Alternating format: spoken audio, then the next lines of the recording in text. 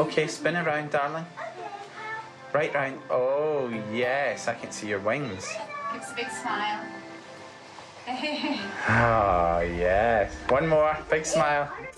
Madeleine Beth McCann. Oh, we took a very big Thomas. Santa must bring all these toys. Born on May 12, 2003, to parents who adored her. Madeleine, you know, I know she was our first. She's absolutely incredible and a real character. Who says uh-huh? Say yes, Daddy. Yes, Daddy. She brought an incredible amount of joy into our family. A family Jerry and Kate McCann desperately wanted. They met in medical school in the 1990s. He was a cardiac specialist and Kate, a family doctor. The McCanns married in December 1998, but struggled to conceive. The McCanns tried very, very hard to have a child. What did they go through? They needed to go through IVF. They had a few problems before Madeleine arrived, which made her all the more special in their eyes. I mean, this was a child they really wanted. Absolutely. Less than 2 years after Madeleine, twin siblings Sean and Amelie were born. Clap your hands together. 1, 2, 3.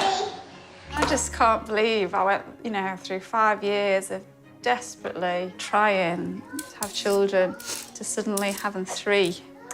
It was great. It was just lovely. We were just so happy. A happy, busy life for the McCann family of 5, who packed up for a relaxing vacation in the spring of 2007. Oopsie, you all right? It was the first time I'd ever been to Portugal, but all the family and friends I knew that had been there said it's a lovely country and it's really safe and it's for families.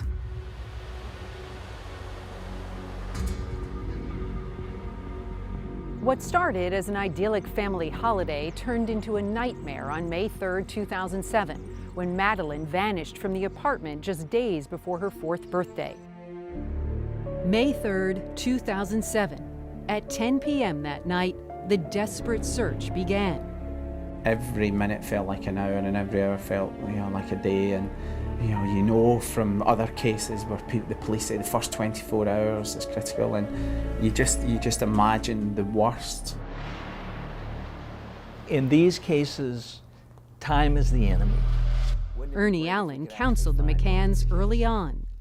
The greatest likelihood of recovering a child safely occurs in those early minutes, those early hours, the early days. But even the Portuguese police acknowledge those early hours of the investigation were full of blunders. There were lots of mistakes made. The crime scene was not secure. I think there was physical evidence there that would have been recovered if they had applied Rule 1 of the Police Investigative Rule Book, which is you secure the crime scene. According to investigators, up to 20 people traipsed in and out of the crime scene that night. Windows were closed, doors were open and shut. They were searching for a child. They weren't worrying about preserving evidence. And there were other missteps, like collecting fingerprints without wearing gloves. The roadblocks weren't set up for 12 hours. The Spanish border is an hour and a half away. Holidaymakers were allowed to return to their own homes in Holland and Germany and the UK without ever having been interviewed. Part of the problem in those early hours, authorities didn't yet realize that what happened was a crime. When I got there in the morning, we were all convinced the little girl had walked away. She'd be found a couple of hours later. Paul Luckman was one of the first journalists to arrive on the scene. So in the early days, were authorities actually looking for a kidnapper? No. I don't think it had occurred to anybody. But it had occurred to the McCanns. I knew my child had been taken. It's quite hard to get somebody else to believe that. On the very night Madeleine disappeared, Kate and Jerry McCann and their friends started trying to reach out to the press. They are well-educated, middle-class people with lots of friends and contacts. Just hours after Madeleine's disappearance, Her image was broadcast and emailed around the world. She was arguably the first missing child case of the internet era. Within minutes of her going missing, relatives were able to send high quality definition video of her posting them on websites, Facebook pages, and sending them to news desks. We're just hearing that a search is underway for a 3-year-old British girl. She went missing last night. Hundreds of people have been searching. By the next morning, news carried the first reports from Praia da Luz of a little girl having disappeared. We begin with the case of Madeleine McCann, who's gone missing in the Algarve area of Portugal.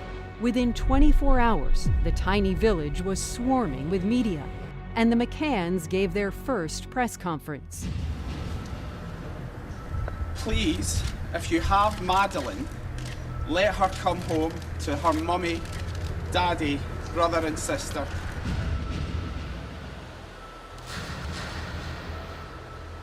Four days after Madeleine vanished, Kate made another appeal. We beg you to let Madeleine come home. We need our Madeleine. But did it help or hurt? Kate and Jerry, they were very serious. They didn't cry when they were on the press. And that's something that we didn't understand too much here in the south of Europe.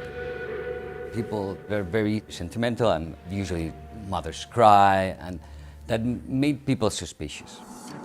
Early on, one of the major criticisms of the McCanns was that they were very stoic, even cold. They were told very early on that whoever has committed this awful crime often watches parental appeals and can get a sexual thrill out of seeing the distress that they've caused the victims or their family. Kate and Jerry were told, if you can avoid showing overt emotion, it's better to do that. Please give our little girl back. Por favor, devolva a nossa menina. When we return, the focus turns to Kate and Jerry.